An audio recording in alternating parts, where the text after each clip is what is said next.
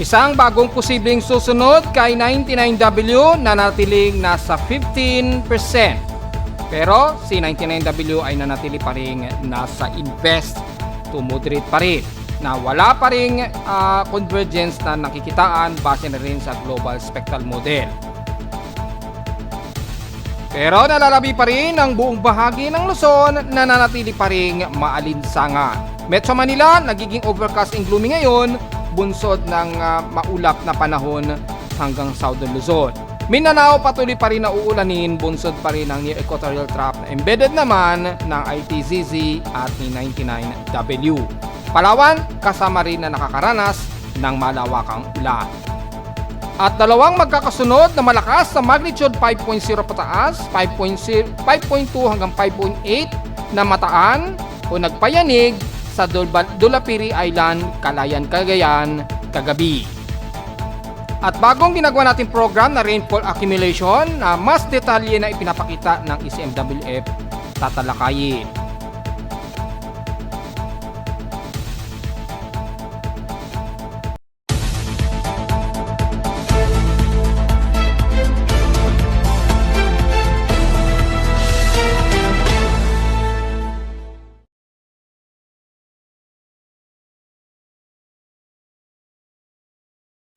Hello, good morning mga folks. Welcome bumalik sa ating Daily Weather Bulletin at Analysis para sa araw ng Lunes, April 28, 2025. Ang oras sa ating prospect may umaga ay alas 10:44 na ng umaga.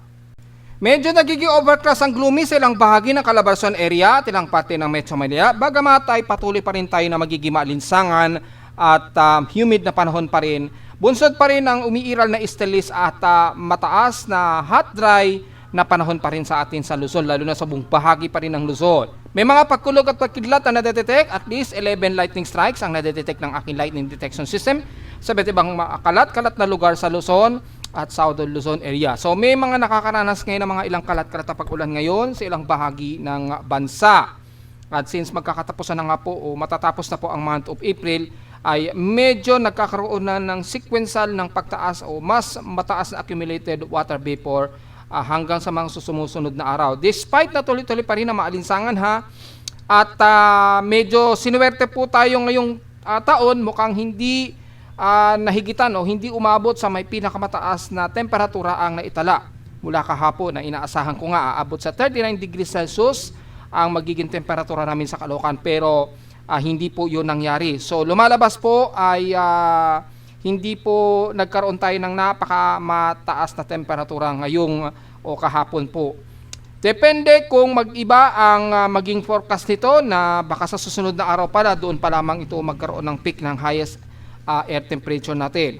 Pero sa ngayon ay ina-expect ko sana kahapon ay aabot kami sa 38 to 39 degrees Celsius na air temperature, pero hindi po yun nangyari. So medyo good news muna yun. Hopefully, tuloy-tuloy na po ang pagbaba ng ating highest air temperature hanggang sa unti-unting nang bumaba na rin ang ating heat index. Pero it doesn't mean ay tapos na po ang ating hot dry season. Tuloy-tuloy pa rin yan kahit sa unang 2 linggo ng May Kaya ingat pa rin at uminom pa rin ng maraming tubig. May mga ilang water vapor na ngayon na nadetect ng ating Doppler radar imagery. Bagamat hindi masyado stable ang radar na nakikitaan natin mula sa data feed ni Pag-asa. So sana naman lang medyo maayos naman sana yung ating Doppler radar. Nakakahiya tayo sa ibang bansa na napaka-stable po ng kanilang Doppler radar. Kaya napakaganda ng kanilang monitoring sa mga area na uulanin. Hindi kagaya sa atin, halos iisa lamang na radar ang gumagana ngayon. Isang Doppler radar lamang ang mukhang functional at medyo hindi pa ata latest yung data nito. So bagamat nakikita naman na may mga mataas na water vapor sa may bandang Camarines Norte, pagbasihan muna natin yung Doppler imagery ng CIMS NOAA, makikita na medyo may mga lightning showers na nakikitaan sa may bandang Camarines Norte at ilang parte ng Southern Luzon. So medyo partly to some mostly cloudy ngayon ang umiiral dito sa may bandang Quezon Province, sa may bandang Polillo Island, ilang parte ng bandang Atimonan, Quezon, hanggang dyan sa may bandang Labo, sa may bandang Camarines Norte po. So maaari o posible kayo makaranas pa rin ng mga mahihina hanggang katamtamang pag-ulan. Sa ngayon ay hindi tayo makaka-expect na medyo stable muna yung Doppler radar ni Pag-asa. Hindi yata binigyan ng malaking budget si Pag-asa, which is napaka-importante sa atin ang magbantay talaga ng ating lagay ng panahon. Hindi yata masyado natutukan ng budget ang ating Weather Bureau para man lang yung mga equipment sana ma-upgrade man lang sana po. Lalo na't yung mga real-time monitoring ay importante pa rin po yan. Hindi po tayo lagi nagre-rely lamang sa forecast. Dapat mag-rely din tayo sa pinaka real-time na namomonitor natin sa paligid, lalo na sa mga pag-uulan. Importante po yung ating Doppler radar, especially sa ating mga navigational systems, yung mga bumabiyahe sa pantalan, mga namamangka. Importante po kasi na stable yung ating Doppler radar para yung mga, halimbawa, yung mga mangingisda na gustong pumalaot ay gagamit sila ng website ni Pag-asa at makita man lang yung Doppler radar na kung stable at malalaman nila kung malawak o uulanin sa lugar nila. Sa ibang bansa, importante po nilang ginagamit yan kasi hindi naman lahat ng mga kababayan nila kayang bumili ng mga miniature Doppler radar na nilalagay nila sa mga bangka nila. Yung pinaka rain radar nila. So, nagre-rely sila sa pinaka-national Doppler radar ng kanilang bansa. Tinitingnan muna nila kung dapat ba silang pumalaot at nakikita nila kung posible bang magkaroon ng malawakang ulan. Kaya sana ay marinig ni Pag-asa at matutukan man lang ma-upgrade o maayos natin na maging stable po yung ating mga Doppler radar. Napaka-importante talaga yan lalo na sa mga mangingisda at sa mga bumibiyahe po. Importante yan lalo na't yung mga pag-ulan-ulan na yan, malaman at namomonitor po ng tao yung lugar na uulanin para madali ka agad maiwasan ng tao magawan ng alternatibong ruta na kung sakaling bumibiyahe sila sa area na kung saan malawakan ng pag-ulan. Makakaiwas din po yan sa disgrasya lalo na kapag may mga tropical cyclone po. Yung Doppler radar, very important po talaga yan na kailangan 24/7 talaga na gumagana yan. So since gumagamit pa rin tayo ng makalumang Doppler radar ni JICA, kung kay JICA galing, ay sana medyo i-upgrade natin yung pinaka-transmitter na hanggang 20 years po itinatagal to 50 years po para hindi agad gumagasta ng malaki. Yes, alam natin napakamahal po ng isang Doppler radar, mahigit 80 million yata ang isa. So mas maganda bumili na lang ng mas mahal pero tumatagal naman yung lifespan. Kasi hindi po kasi talaga kailangan na hindi natin nakikita yung lalo na yung precipitation, yung ulan po. Importante yan lalo na sa mga bumibiyahe. Samantala, nakataas naman ang thunderstorm watch sa NCR muli. Well, sana umulan man lang dito sa Metro Manila dahil until now wala pa rin kaming naitalang kahit isang ulan sa Caloocan nitong buong month of April. Kasama din daw ang Bulacan, Rizal, Laguna at Cavite sa naka-forecast within 12 hours. Well, sana man lang umulan kahit isang beses man lang.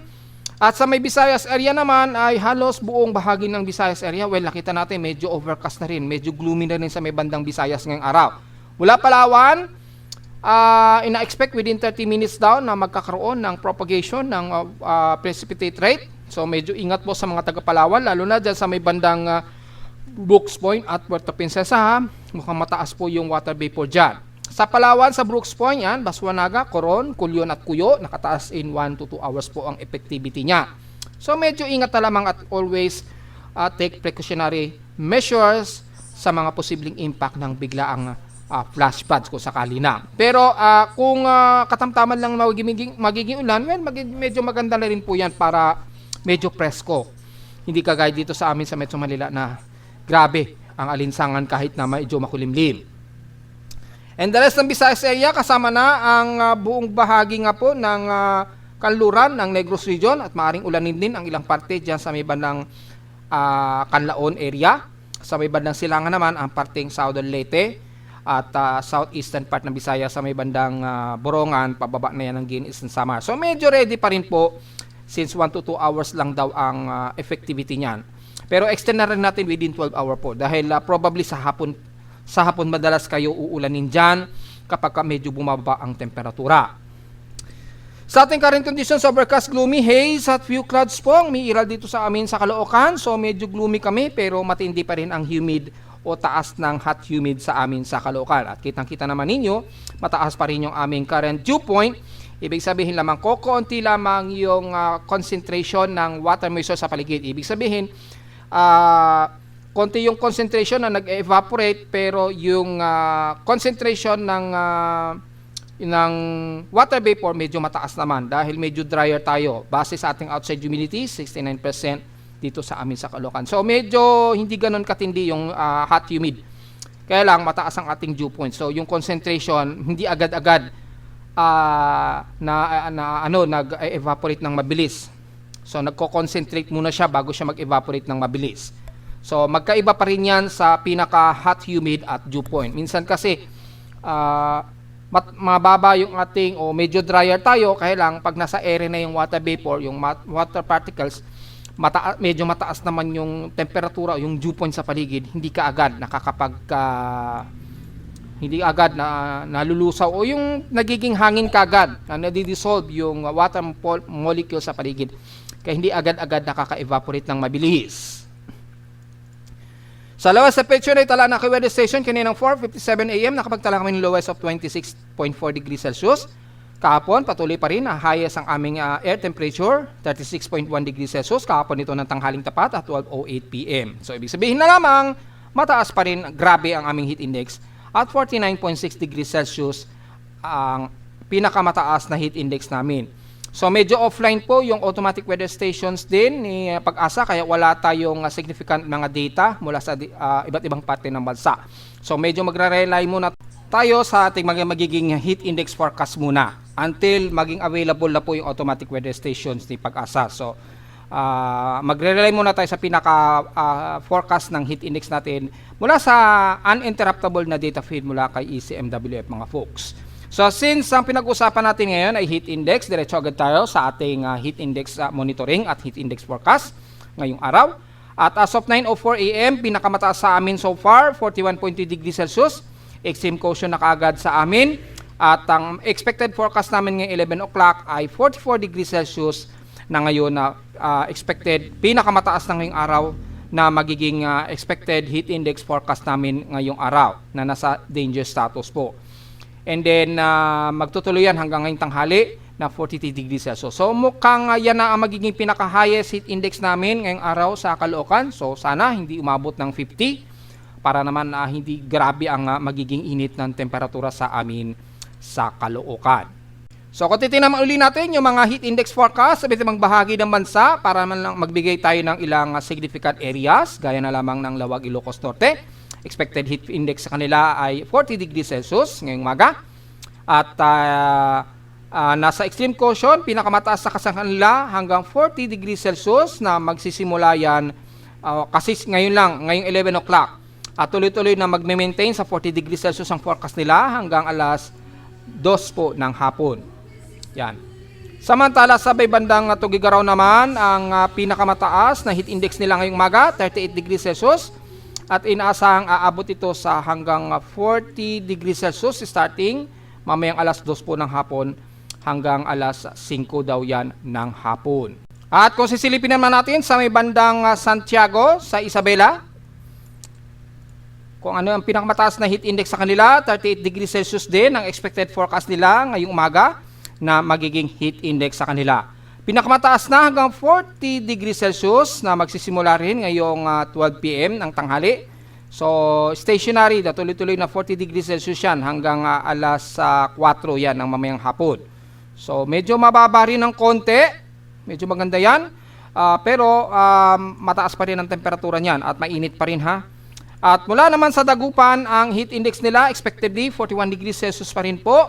At ine-expect yan na magmamaximum sa 42 degrees Celsius mamayang alas 3 yan ng hapon. So medyo mas mainit pa rin sa inyo sa may bandang Dagupan. Sa Central Luzon, Tarlac naman, expected 40 degrees Celsius ang pinakamataas ninyo ngayong umaga. Pero magma-maximum yan hanggang 44 degrees Celsius starting mamayang 2 o'clock hanggang 3 o'clock PM po yan mga folks. So grabe pa rin na magiging alinsangan ninyo dyan at mataas na heat index. Sa may bandang Batangas naman, ang Batangas City mismo, expected heat index ngayong umaga, 46 degrees Celsius. Grabing init sa inyo. sa may Batangas City po. So, masyadong magbibilad dahil mukhang kayo ang may pinakamataas na heat index dyan. 46 degrees Celsius po. At ina-expect yan na ang pinakamataas ninyong heat index ngayong araw, starting ngayong 11 o'clock hanggang alas 1. Alauna po yan ng hapon mga folks. So, uminom na maraming tubig at iwasan po ang masyadong magbibilad dahil grabe ang heat index sa inyo dyan. Sa San Jose Occidental Mindoro naman, expected heat index sa inyo, 43 degrees Celsius, status danger pa rin. At mukhang yan na ang pinakamataas ninyo ngayong araw, starting ngayong 11 hanggang 12 po ng tanghali. Then, medyo bababa na yan sa 43 degrees Celsius, pababa. So, ingat din at mainit din sa inyo dyan sa may bandang Occidental Mindoro. Sa may bandang Cebu City naman, expected heat index sa inyo, 39 degrees Celsius po. At aabot pa yan hanggang 41 degrees Celsius. Starting mamayang alauna hanggang alas 2 po yan ng hapon. So mataas pa rin ang heat index sa inyo. Extreme caution din mga folks. So minom din na maraming tubig para maiwasan ang heat stroke. Sa may Mindanao naman ay sa Davao City, expected heat index ngayon dyan. Nasa 32 degrees Celsius lamang. So mababa, medyo caution lamang. Pero mag-i-extreme caution yan sa 33 degrees Celsius. Mamayang alauna hanggang alas 2 po ng hapon. Although medyo comfort o medyo kaya-kaya po ng katawan natin yan kapag ganyan. Huwag lang umabot ng 40 degrees Celsius pataas dahil sobra po ang inyong init. So dito pa lamang makikita medyo uulanin o madalas kasi inuulan ngayon ang parte ng Davao Region kaya medyo mababa ang heat index nila sa kanila ngayon. Pero pagdating sa may bandang Zamboanga City, expected heat index sa inyo ay 34 degrees Celsius. So medyo extreme caution na lower din konti. Magma-maximum yan hanggang 35 degrees Celsius starting ngayong 12 ng tanghali hanggang alas 2 po yan ng hapon. So medyo mababa rin at hindi umaabot sa 40 degrees Celsius. However, extreme caution pa rin. Huwag din masyado magbibilad dahil expected din na medyo mataas pa rin ang inyong temperatura dyan mga folks. So makikita natin ang parte ng Mindanao na mas mababa ang kanilang heat index. Pero sa may bandang Visayas and the rest ng parteng Luzon ay nanatiling mataas ang heat index natin. Kaya iwasan po nating magbilat, uminom na maraming tubig at iwasan ang ma-dehydrate dahil grabe po makahik muscle cramps yan at tuloy-tuloy pa rin na posibleng magkaroon pa rin ng heat stroke ngayong araw. Despite na medyo nagkakaroon tayo ng mga overcast at medyo gloomy tayo ngayon sa may bandang Calabarzon ngayon at ilang parte ng Southern Luzon. Huwag pa rin pakampante dahil tuloy-tuloy pa rin ang hot humid sa ating paligid. Samantala sa ating PX Extreme, in past 24 hours naman, nangunguna ang Subic Bay uli sa may pinakamataas na air temperature, 38.3 degrees Celsius, highest air temperature sa kanila. So, napakababa lang sa amin. Dito sa may bandang Subic pa rin napakainit ang kanilang air temperature. Sa Baguio City naman, 17 degrees Celsius, stationary pa rin ang lowest temperature sa kanila. At sa Inulan naman, ang Dipolog City, nakaranas sila ng at least 34 millimeters na total rainfall. Sa ating outside humidity, medyo moderate ang ating outside humidity, 72%. Tumaas ito ng 1% since last hour. So medyo mataas ang ano natin ibig sabihin lamang posibleng tumaas ang ating hot humid na naman ngayong maghapon. So grabe po ang init niyan. At sa ating namang outside atmospheric pressure, nasa 1,010 hectopascals and steady naman since last hour yung ating barometric pressure po. Anyway, sa ating warning ng Tropical Cyclone Monitoring K99W, bagamat mahina pa rin at wala pa rin pinapakita na ito'y lumalakas, pero nasa loob na ito ng ating Philippine Area of Responsibility. Didiscuss natin mamayang konti. Nasa loob na siya ng ating PAR, so baka yan ang magiging unang bagyo natin ngayong taon kung maging tropical depression yan. Hopefully, hindi na siya magtuloy-tuloy na magkaroon ng convectivity. Sa ngayon ay mababa pa. Didiscuss natin yan further, maya-maya. High tide, low tide status natin na natiling maximum high tide pa rin tayo, mahigit 6 hour pa para ito'y mag-low tide o bandang alas 5 na po yan ng hapon. So, despite na wala naman tayong mataas na pag-alon, normal naman yung swelling, pero ingat na lamang sa gale force winds, dala po ng easterly trade wind pa rin ha. Malakas po yung hangin ng silanganan natin at mainit pa. Kaya sa mga maliliit na bangkero, ingat na lamang kung kayo'y pumapalaot ngayong araw. Normal naman ang ating air quality pero nagmo-moderate yan dahil kanina po ay umabot sa napakataas na moderate yung ating air quality. So magmasma rin po tayo. Expected ang thermal inversion yan anytime. Lalo na't medyo overcast and gloomy tayo sa paligid. Sa almanac, sumikat ang haring araw kaninang 5:34 AM. Ignasang lulubog ito mamayang 6:12 PM. At since sa new moon po tayo, diretso agad tayo sa ating local weather outlook para ngayong Lunes at Martes. Well, clear skies daw ang ating hapon at may tsansa ng pag-ulan, 26 to 30 degrees Celsius. Sana nga umulan sa amin man lang kahit isa. Bukas ng Martes, ang tsansa din ng pag-ulan, 20 to 20% chance of rain naman bukas yan ng Martes. At naka-indicate na sa ating local weather advisory, sumunod na rin sa may advisory si Pag-asa. At as of 3 o'clock AM pa po nila ito ni-report na mataan nila ang sentro ni 99W po ito layong 695 km east ng General Santos City. At gaya na ating report ng mga nakarang araw, embedded din ito ng Intertropical Convergence Zone kasabay ng Estelis naman na umiiral sa bansa. So dahil sa embedded ITCC at malakas pa rin yung vertical wind shear dyan, kaya pahintayan pa rin talaga kung magkakaroon ng organized development itong C99W. Kung hindi man, posible namang may pumalit sa kanya na maaaring tawaging 90W. So hindi natin i-rule out yung possibilities na yan gaya na ating report kahapon. Highest and lowest temperature expected maglalaro 35 degrees Celsius and lowest temperature expected 26 to 28 degrees Celsius. So, diretso agad tayo sa ating ginagamit na satellite imagery. Yan, mula sa pinaka-true color reproduction. Ito yung stagnant true color reproduction. Makikita po, halos buong parte pa rin ng Luzon ay napakamalinsangan pa rin at napaka-clear skies pa rin ang paligid sa kanila. At sa may bandang silangan parte ng Quezon Province, medyo nagiging partly cloudy to mostly cloudy umiiral dyan at ilang bahagi ng Southern Luzon area at Visayas area. So, medyo mataas ang accumulated ng kaulapan dito, lalo na sa may bandang Palawan, na nakakaranas kayo ng mga kalat-kalat na pag-ulan na may pagkidlat at pagkulog. So kung titingnan natin yung heavy rain potential, malawakan po ang pag-ulan ngayon sa Palawan. Nakasalukuyang nakakaranas ng heavy rain potential ngayon dyan sa may bandang Kuyo, sa paligid niyan. Ingat po sa mga biglaang flash floods po at iwasan po ang biglaang lalo na sa may bandang Pangpang dahil malamang nagkalat na naman ang mga buwaya sa paligid. Ingatan po natin yung mga chikiting natin ngayon, lalo na may heavy rain showers ngayon kayo sa paligid ng El Nido, Taytay, San Vicente, kasama na ang area ng Dinapacan, Culyo. Yan, aabot na rin sa medyo sosyali na island gaya ng Cuyo dahil medyo yayamanin daw yung mga resort dyan. Ingat na lamang po sa mga turista natin dahil heavy rain showers ngayon ang nararanasan ngayon dyan. Kasama na ang Puerto Princesa at nagiging maulap ang buong bahagi ng Palawan. Kasama na ang Brooks Point, Batarasa at Balabac. Ingat po sa mga biglaang magkaroon ng pagguho o landslide kung sakaling medyo may bulundukin dyan. Pero mukhang hindi naman masyado agad nagkakaroon ng erosion dyan. If I'm not mistaken, matitigas daw talaga yung mga bulundukin dyan. Matigas na bato siya, hindi basta-basta nagkakaroon ng landslide. Pero ingat pa rin tayo mga folks. At mula sa parte nga po ng Nolo Luzon, wala tayong magiging komento. Napaka-clear skies po pa rin ang buong bahagi ng Ilocos Norte, Central Luzon, pababa na yan ng Zambales, Pampanga. At medyo kasama pa rin ang Metro Manila sa nagiging clear skies tayo. Pero nagiging maulap, lalo na sa may boundary nito, mula sa may bandang Rizal papunta ng Santa Maria at the rest ng Laguna area sa Silangan. Papasok yan ng bandang Quezon Province ng Real, Infanta Quezon, kasama na ang Mauban, Tayabas, Lucena, and the rest ng Quezon Province. Sa Calabarzon naman, magiging partly to mostly cloudy din kayo dyan. Kung sakaling ulanin kayo, malamang light rain showers lamang, base rito. Kabilang na ang buong parte ng Bicol Region na magiging partly to mostly cloudy din tayo dyan. Kasama na ang Camarines Norte, Sur, and the rest ng Legazpi, Iriga, yan, Naga, kasama na ang Sorsogon hanggang dyan sa dulo na yan ng bandang Irosin.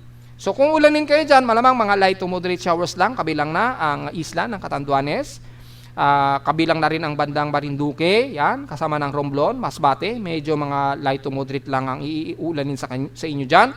So medyo mataas pa rin ang medyo hot humid sa inyo at medyo umaaraw pa rin kahit papano. Medyo nagiging gloomy lang tayo, so medyo maganda po yan para hindi naman direkta na magiging tirik ng sikat ng araw na magdudulot ng grabe pong alinsangan sa inyo despite na matindi pa rin ang alinsangan sa paligid. Ang bahagi naman ng Occidental at Oriental Mindoro, medyo gloomy rin tayo dyan, maulap, pero patuloy pa rin na mataas na hot humid, bunsod pa rin ng matinding sikat ng araw at mataas na heat index. Pagkaroon man ng pag-ulan dyan, typically light to moderate showers, depende sa traversion ng heavy rain clouds na dala sa bandang Palawan at ilang bahagi ng kanluran ng Visayas mula sa bandang Panay Island kabilang na ang Antique, pababa niya ng bandang San Joaquin, kasama ng Iloilo. Sa Negros Region naman ang bandang Kanlura naman ng bandang Negros Occidental. Mula dyan sa may bandang Himaymaylan, kababa ng Kabankalan hanggang Sipalay. Despite na medyo katamtaman na lagay na panahon sa buong Canlaon area, kasama na ang Bacolod, expected din ang forecast sa inyo at least 40% chance of rain ngayong hapon o bandang gabi o madaling araw. Magiging maulap din ang bandang Negros Oriental mula dyan sa may bandang Bais, Tanhay, pababa na yan ng Dumaguete kabilang na ang Siaton at Isla ng Siquijor. Katamtaman din ang lagay ng panahon sa may bandang Cebu, so medyo maaraw pa rin kayo dyan at medyo mataas pa rin ang inyong air temperature at humid na panahon, kabilang na ang bahagi ng Bohol at northern part naman ng Leyte. Pagdating naman ng southern Leyte, medyo magiging overcast din kayo dyan, medyo gloomy.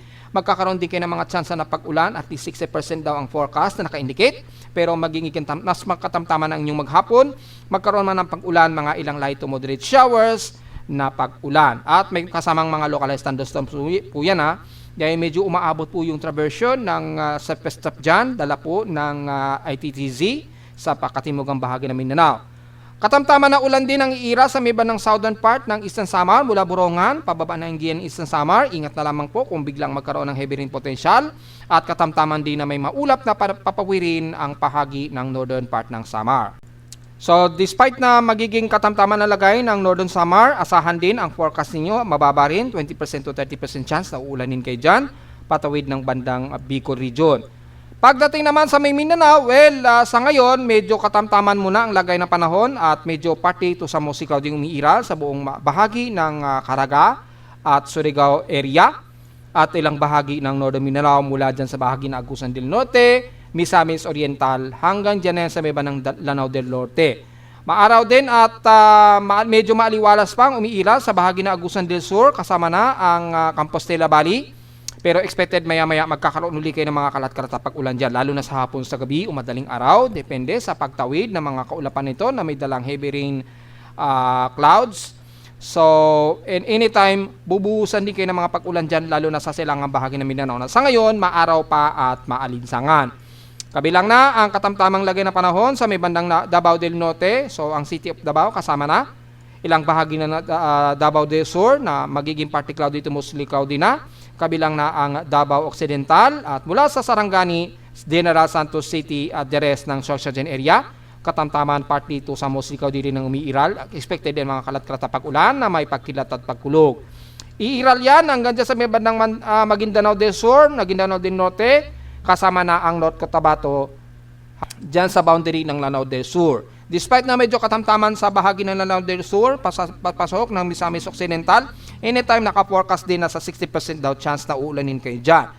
Kabilang na ang ilang bahagi ng Zamboanga Peninsula mula Zamboanga del Norte dyan sa parte ng Sindangan hanggang dyan sa may bandang Balinggian. Medyo maulap kayo dyan at asahan ang kalat-kalat na pag-ulan na may pagkilat at pagkulog. Kabilang na ang Zamboanga del Sur dyan sa area ng Lupuyan, Malangas, Alicia hanggang Mabuhay. Ingat na lamang kung sakaling magkaroon ng pag-ulan.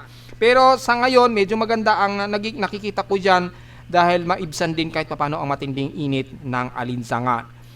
Nagiging partly cloudy to mostly cloudy rin ang Zamboanga City at isla ng Basilan at Tulusulo, pero anytime magkakaroon din kayo ng mga kalat-kalat na pag-ulan na may pagkilat at pagkulog. Despite na medyo humihina na po yung pinaka-outer layer ni 99W, pero nanatili pa rin siya aktibo at nasa loob na ro ito ng ating PAR. Pero kung makikita natin sa pinaka-satellite imagery, napaka-disorganized pa rin ng hitsura ng kaulapan dito sa paligid ni 99W. Nagdadala pa rin ng mga ilang surface trap dahil embedded ng Intertropical Convergence Zone. Ayan, extended na po ng ITZZ. Medyo buhaghag nga lang yung development ng Intertropical Convergence Zone.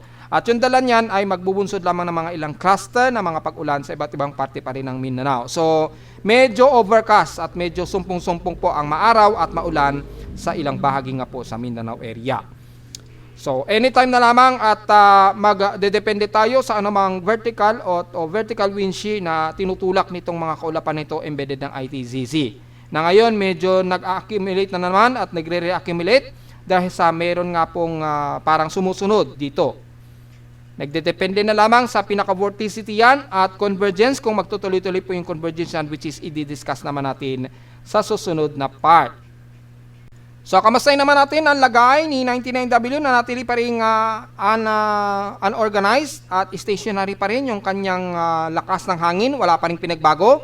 Central air pressure pa rin niya as of 11:15 AM ngayong umaga, 1,009 hectopascals pa rin. So, hindi pa rin bumababa. Medyo bumibilis na rin ang pagkilos niya pa northward or northwestward. Yan. Ang kilos niya. So, ang kilos niya lumalabas pa northwestward ang kilos niya pa ganyan. So, mukhang sumasabay siya o halos pinapakita ng mga forecast kahapon na diniscuss natin.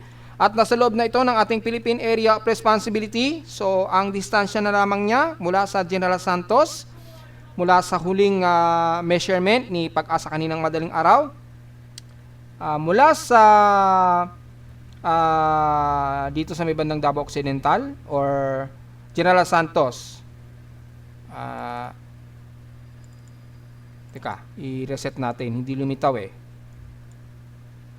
Ayan.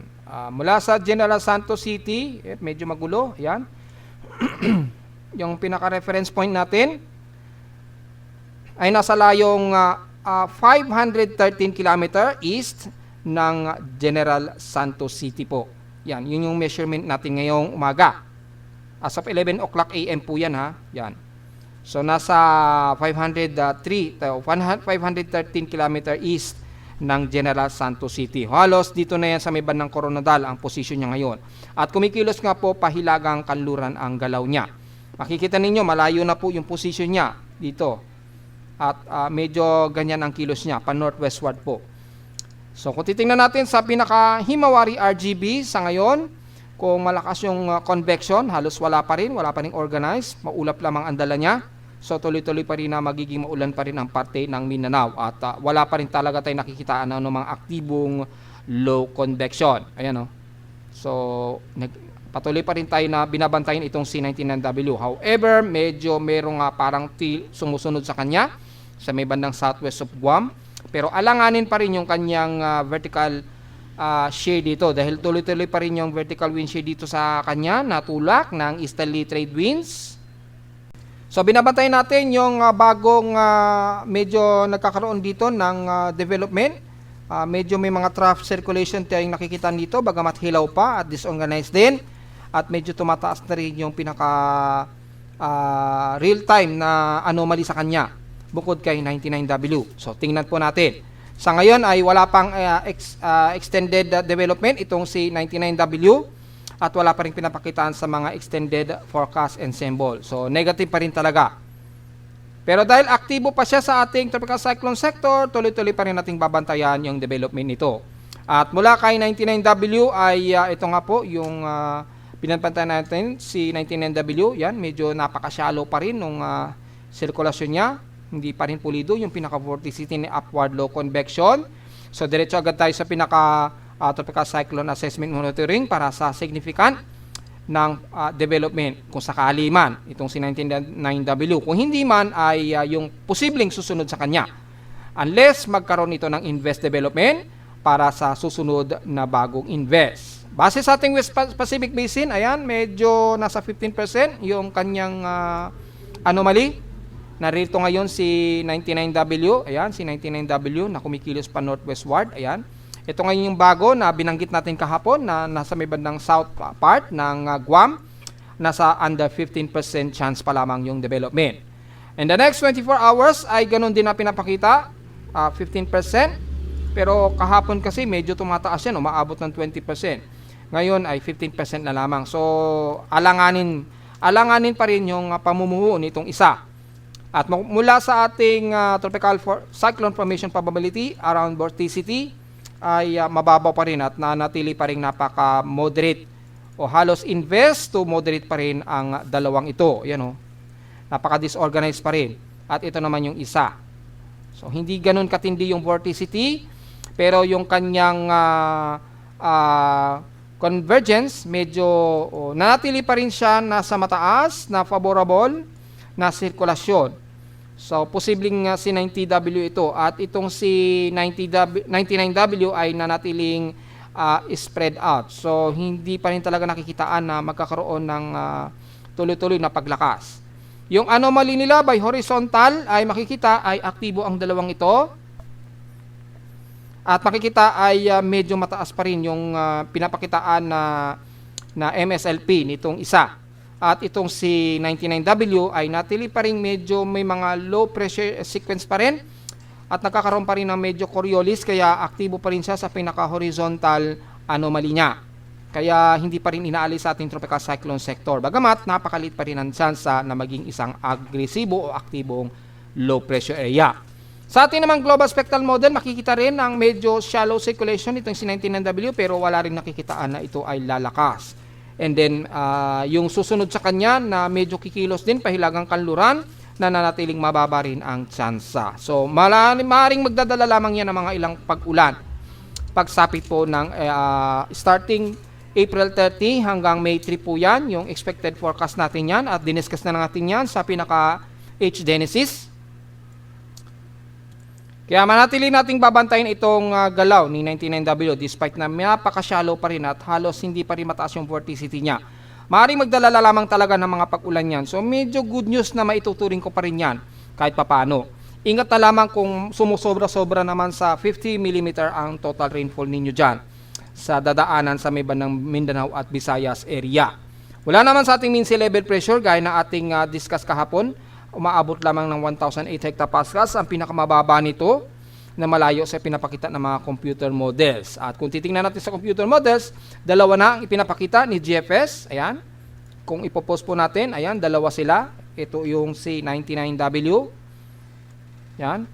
Around patropical depression pa rin yung forecast kay 99W. At ito naman, Invest, yung panibago dito sa may bandang south ng Guam. At kung makikita ninyo, medyo pa-northwest din ang galaw ng isang ito. So, posible nga po tatawagin yan si 90W. So, abang-abang na lamang kung sakaling magkaroon pa rin ng organize at tuloy-tuloy pa rin ang pag-invest nito. Ayan o.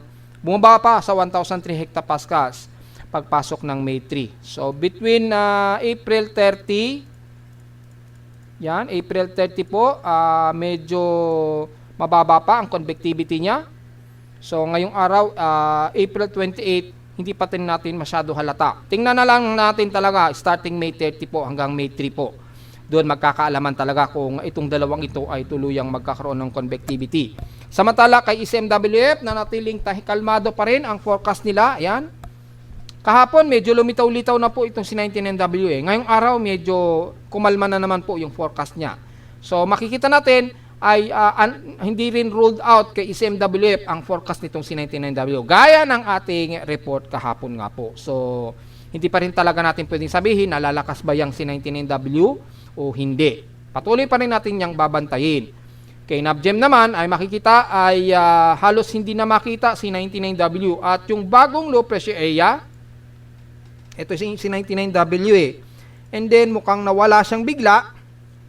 At pagpasok po ng April 30, yung isang bagong low pressure area, tatawagin nga po o posibleng tawagin niyang sa si 90W na. Kumikilos din pahilagang kaluran din ang kilos niya. Ayan o. Then hanggang May 1 to May 3, kikilos ito pa northwestward, pero makikita dito medyo malayo ito sa silangang baybayin ng bansa. So sana kung mangyari man yan ay medyo good news naman yan kahit papano. Yan. Ayon yan kay NABGEM ha. Pero si 99W hindi nakita. So mukhang may bago na nga pong sumusunod kay 99W nga po. Which is, yun nga ang ating binanggit na tatawagin o posibleng tawagin nga as 90W. Panatili natin babantayan yan within 55-hour period since nasa 15% yung kanyang possible development ninyong bagong binabantayan natin na mataas ang kanyang convergence. Ayan o, very favorable na room siya. So tingnan natin mga folks. At the rest ay ganun din ang indikasyon niya kay 99W. So natiling kalmado kay ICMWF. So hindi pa rin talaga natin i-ruled out completely kung tuloy-tuloy na magkakaroon ng enhancement itong si 99W or pansamantala lamang at magiging remnants lang din siya and then susundin naman ng isang bagong low pressure area sa may bandang south of Guam. Starting yan ng April 30 hanggang May 3 forecast. So, abang-abangan na lamang natin yan mga folks. Samantala sa ulat lindol, kagabi nagkaroon ng dalawang sunod-sunod pero iisa ang location na medyo malakas na lindol po ito sa may bandang Dulapiri Island. Ha? Hopefully walang na-damage sa inyo dyan. Kagabi ito, mga bandang So kagabi o madaling araw kagabi, nagkaroon ng unang magnitude 5.5 na may lalim na epicenter depth of 10 km to 15 km. So in-adjust na ngayon ni PBOX. At mula sa data ni PBOX ay magnitude 5.5 po ito. Sa aking measurement, 5.2 po ito. Sa aking seismometer sa Caloocan. Naganap ito kaninang 12:54 AM sa may bandang northwest ng Dalupiri Island, Calayan, Cagayan. And then sinundan siya ng aftershocks na malakas din na magnitude 5.8 naman, pinakamataas niyang lindol kagabi na may lalim na 66 km epicenter depth. Kaninang madaling araw, 1:18 AM naman ang naganap, which is nireport ko kagad yan. Then na-detect ng aking seismometer at nag-alarm po ito kagabi. Same din, northwest din ng Dalupiri Island, Cagayan. So nasa dagat po ito at wala namang naging pagtaas ng pagyanig ng kanyang sea level o walang nagbago sa kanyang sea level. So naganap ito kaninang 1:18 AM, same din, northwest din ng Dalupiri Island, Cagayan na may magnitude 5.8 po. So hopefully wala pong naitala na minor damages o cracking sa paligid ng Calayan, Cagayan o Dalupiri Island. Hopefully walang namang nagkaroon ng damages. At base sa ating sea level, wala namang nagkaroon ng malakas na vibration sa dagat or possible tsunami warning. So wala naman pong na-detect, kaya wala po tayong indikasyon na nagkaroon po ng tsunami kaninang madaling araw po. Ayan, base yan sa real-time na buoyance device sa Corimao, Ilocos Norte po. So walang na-detect na vibration sa karagatan. So wala pong nakataas na tsunami warning. At mula naman sa ating latest na mga pagyanig, wala namang sumunod dyan na at least magnitude 4 plus, pero marami-rami na kaagad ang mga magnitude o mga mahihinang pagyanig. At halos puro aftershocks po na nangyari dyan sa may bandang Dalupiri. So ingat po sa mga kababayan natin. At marami-rami na rin ang naging aftershocks dyan. At since wala namang magnitude 4 na naitala, diretso agad tayo sa ating historical earthquake data para sa kung nakakailang total earthquakes na tayo after nagkaroon ng karagdagang dalawang magnitude 5 plus ngayong month of April. Yan. So dumami po yung magnitude 5 pataas. Nasa total of 882 earthquakes na po tayo. 849 dito is magnitude 2.0 pataas, 24 sa magnitude 4.0, 8 na po ang ating magnitude 5.0 at isang magnitude 6.0. So mukhang mas banami na ang naitalang lindol ngayong month kumpara noong nakaraang buwan. Kasi yung mga nakaraang buwan umabot lang pinakamarami mga 6 na pagyanig hanggang 7 pagyanig ng mga nakaraang buwan. Ngayong April umabot sa total of 8 ang ating magnitude 5.0 pataas. Depende kung babaguhin yan o i-degrade yan ni PBOX. So, abang-abangan natin nitong maghapon kung babaguhin yan. Kung sakaling hindi na po nila babaguhin, manatili na pong 8 ang magnitude 5.0 pataas, yan na ay lalabas, pinakamaraming magnitude 5 na po ngayong taon o ngayong April. Kasi kung babalikan natin yung month of March, yan, kung titingnan natin, yung kokonti lamang yung magnitude 5 niya. 3 lamang yung magnitude 5 niya nung March. And then yung February, 5 lang yung magnitude 5.0 noong February. And then last January is nasa 6 lang ang pinakamarami nilang magnitude 5.0. So lumalabas ngayong buwan ng April ang may pinakamaraming naitalang magnitude 5.0 pataas since mga nakaraang buwan. Ayan, umabot sa 8. Kung hindi yan i-degrade ngayong maghapon ni PBOX ha, kung hindi yan i-degrade ay mangunguna sa may pinakamaraming magnitude 5.0 na naitala ngayong month of April 2025. Samantala, mayroon tayong nadagdagan na naman na bagong ginagawang program dahil nakashare na po yung mga API keys ni ECMWF. So, meron na rin tayong ginagamit na total accumulated precipitation at least every 3 hour po ito. Every 3 hours. So, mas maganda po ito dahil every 3 hours po yung possible rainfall accumulation. Kung makikita natin dito ay ang pinakamalapit. Teka, i-zoom in lang natin. Hindi ko pa na-i-program yung zoom in nito eh. Pero lalagyan natin yan para pag i-click natin yung image, i-zoom in ng mas malapitan. Masyadong malayo. Yan, katulad na lamang nito, kahapon pa ito pero extended yung forecast nito, makikita ay mga mahihina lamang ang kalat-karata pag-ulan.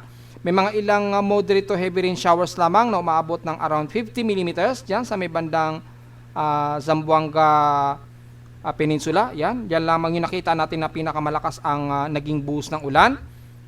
At so susunod na mga araw, ilo-load natin yung data. Yan, tingnan natin. By April 30 po, mukhang tataas po yung accumulated rainfall sa may bandang southeast ng Mindanao. And then for the T90 time, yan, by May 1 na po ito, Thursday. Oras natin sa Pilipinas ito, mga alas 2 po yan ng hapon, May 1 po, 2025. Ay makikita natin ay makakaranas ng malawakang pag-ulan ang parte ng Mindanao. Yan, umaabot ng more than 50 millimeters. 30 to 50 millimeters po ang ilang bahagi, lalo na sa may bandang Zamboanga Peninsula at ilang bahagi ng Davao Region. Magiging maulan na rin ang ilang parte ng Visayas. Yan, sa Palawan, uulanin din. At medyo may mga ilang kalat-kalat din na pag-ulan ng iiral sa may bandang Calabarzon area o Metro Manila. Around 30 millimeters po ito. O May 1 po yan. So mukhang magiging maulan po ang unang linggo natin ng May ha. So medyo magandang balita po yan kung sakali. And then pagsapit naman ng Sabado, May 3 po ito, alas 8 ng umaga. Makikita natin, medyo inuulan na rin ang ilang bahagi ng Southern Luzon. So mukhang mataas na ang accumulated rainfall dito sa may bandang southern part ng Visayas at Mindanao. So meaning magiging maulan po at posible po na may nabuong low pressure area dyan. Hindi natin alam kung saan hiya ng low pressure area or ITZZ. Yan. Makikita natin yung haba ng Intertropical Convergence Zone. So magpapaulan yan muna sa may parting ng Mindanao. In the next few days, by May 3 po yan, 8 o'clock AM, oras natin sa Pilipinas, ay medyo mataas ang magiging accumulated rainfall dyan sa parte na yan ng Visayas at Mindanao. So medyo magiging malakas po yung pag-ulan dyan. Malinaw naman po na magkakaroon ng malawakang pag-ulan sa mga susunod po na araw at linggo. Yan. So malinaw lang na medyo tumataas po yung average rainfall. Magsisimula muna yan sa may bandang Mindanao mga folks. Pero ngayong araw, April 28, since kaninang madaling araw, tingnan na natin yung pinakasusunod po na forecast by morning po ng 5 a.m. So, late na po yan. Mga alas 8. Anong oras na ngayon? 12 p.m. na po ng tanghali. Tingnan natin yung magiging forecast mamayang 12. Yan. So, makikita natin as of 11 o'clock ngayong umaga. Uulanin lamang ang parte ng Zamboanga Peninsula. Yung accumulated rainfall expected sa kanila 30 to 50 millimeters ang pag-ulan po. Then mamayang alas 2 ng hapon, yan, tuloy-tuloy pa rin na mataas sa accumulated rainfall sa may bandang Zamboanga Peninsula at ilang parte ng Sorsogon area. Mataas po yung pag-ulan. Light to moderate and some heavy rain showers sa may bandang Zamboanga Sibugay. And then, sapit naman ng bandang alas 5. Kasi every 3 hours po ito. So, tuloy-tuloy po na magiging maulan po ang parte ng Mindanao. Sa bahagi naman ng bansa, medyo mababa yung accumulated rainfall. Mga light to moderate lamang ang maghapon natin. So, makikita natin na medyo mataas lamang ang nakikita ang forecast na uulanin ang bahagi nga po talaga ng Mindanao. Especially Zamboanga Peninsula po. Yan o. So madali nating nalalaman na ngayon yung mga accumulated rainfall at yung mga ibang total precipitation. Ilo-load natin yan at pinoprogram po kasi makikita natin magkakaroon na tayo ng total accumulated rainfall, rain rate, yung lakas ng buhos ng ulan, magkakaroon po tayo niyan. So lahat ng data na yan courtesy ng ECMWF. So salamat sa kanilang pag-share na ngayon ng kanilang data na dati ay hindi pa nila ina-allow. Yun. At since naka-indicate na yung pangalan nila, so automatic credited na po sa agency. So mayroon na tayong magiging sariling program nito at ipopost natin yan soon sa ating webpage. At narito naman ating 3-day 20 weather forecast para sa araw ng Lunes, April 28, 2025.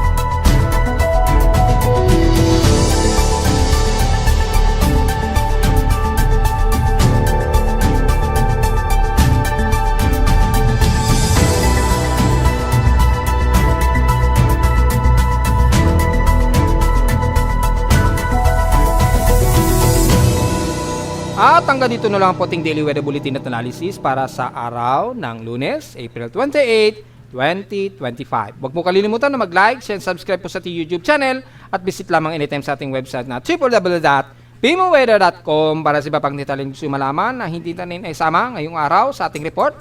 Well, araw ngayon ng Lunes, so expected na mataas ang ating magiging pollution at ingat sa mga bumibiyahe ngayon dahil patuloy pa rin tayo na makakaranas na matinding init dulot po ng mataas na heat index. At visit lamang sa ating website sa gusto malaman ang pinaka-dynamic events mula sa aking reading pa rin ng aking aparato sa Caloocan at sa data feeds mula sa iba't ibang weather agencies. Maraming salamat po mga folks. Iwasan magbilad dahil UV index 11 tayo ngayon. Grabe, sunburn kagad yan in 10 minutes. At magandang araw po sa ating lahat.